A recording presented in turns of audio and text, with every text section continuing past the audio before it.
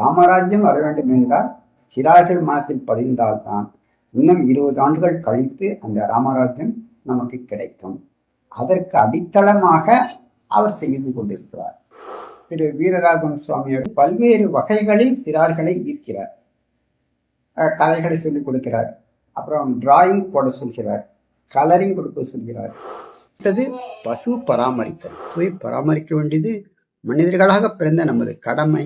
So நம்மை விட ஒருபடி மேலே போய் அவர் ட்ரஸ்ட் அமைத்து அந்த ட்ரஸ்ட் மூலம் அந்த பசுக்களை பராமரிக்க, அது ஒரு பெரிய செயல், புண்ணிய கைங்கரியம். அது சாதாரண காரியம் அல்ல. சிறுதுளி பலவல்ல. ஸோ ஒவ்வொருத்தரும் சிறு சிறு துளியாக கொடுத்தால் கூட பல பசுக்களை பராமரிப்பதற்கு உதவும். மேலும் மேலும் இந்த கைங்கரியம் வளர வேண்டும்.